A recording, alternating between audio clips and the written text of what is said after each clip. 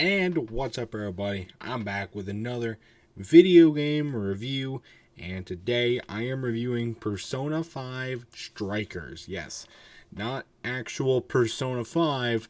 This is a sequel game to Persona 5, just called Strikers, which is a little weird, though relevant to the task. This game was released back in 2021, so a relatively new game. On the Nintendo Switch, where I was able to play it. Thank you to LikunMiffery for letting me borrow this thing and giving me the chance to play it. So thank you very much there.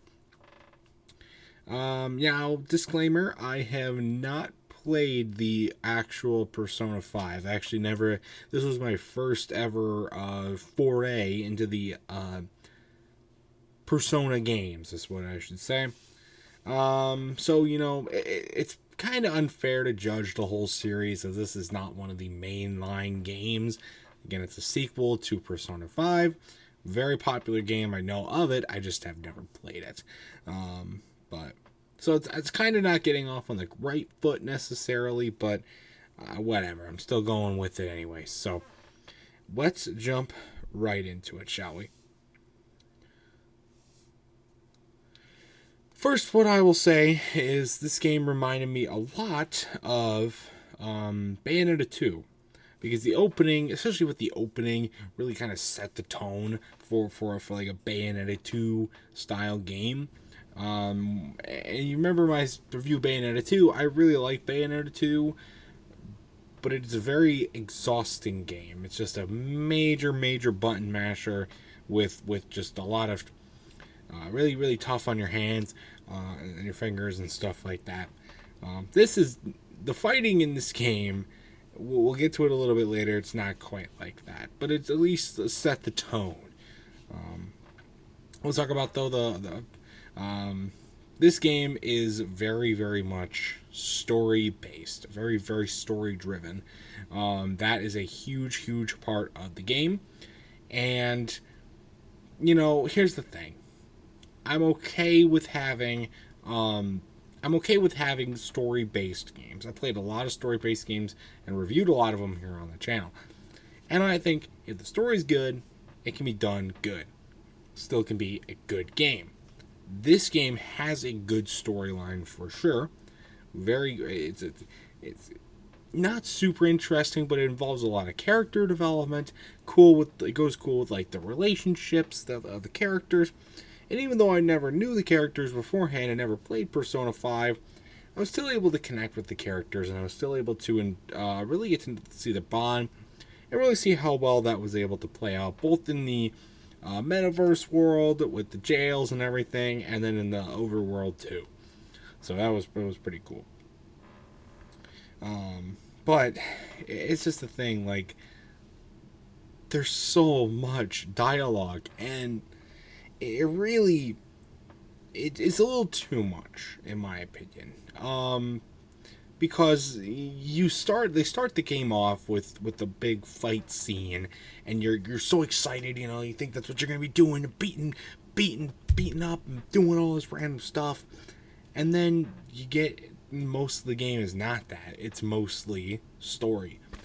I think like if you play through it, just straight through the story, I think it's about 26 hours playtime. I wasn't really keeping track.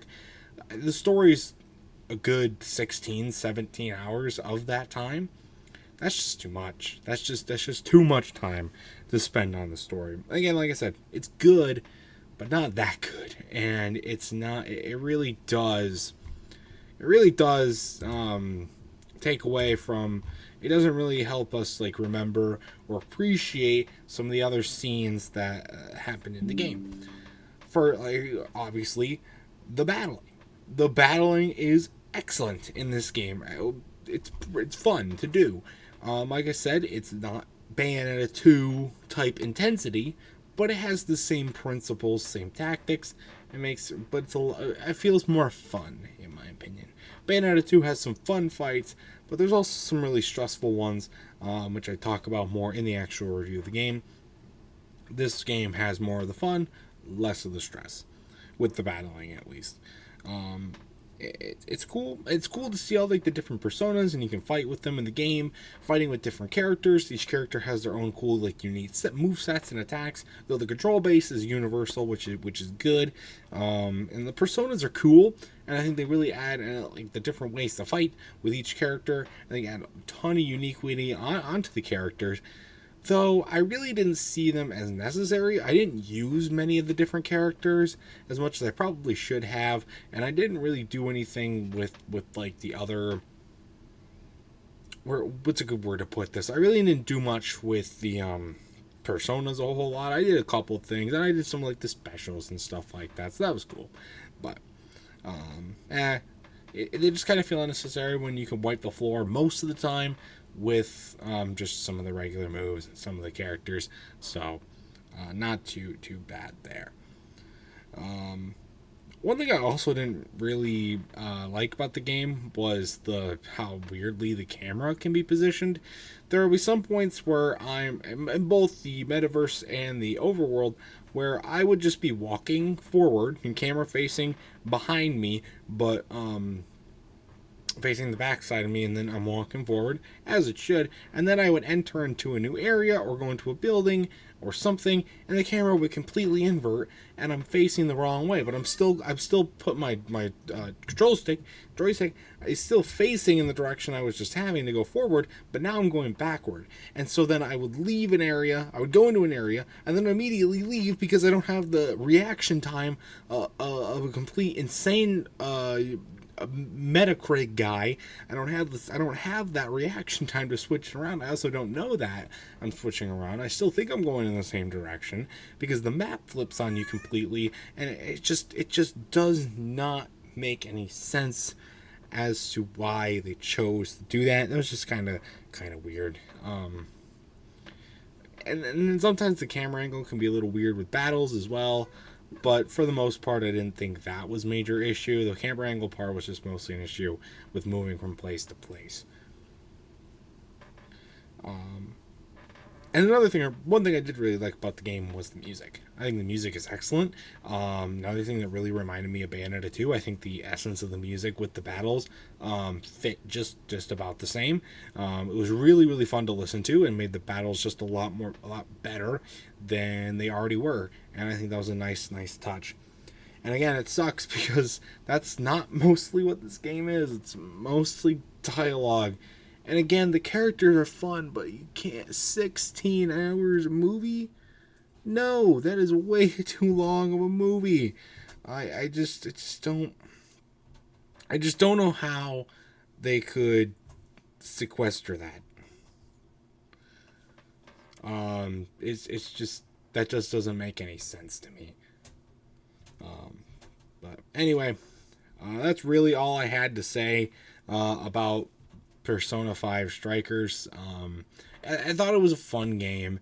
It's just something, it's really hard to get into with all of the dialogue and just very, very boring and stuff like that. So anyway, that's going to do it for this review. My final score for Persona 5 Strikers, I'm going to have to give this one a good 6 out of 10. I can't rate it too horribly because I like how it's animated very well. I like the graphics, the designs are really good about the game.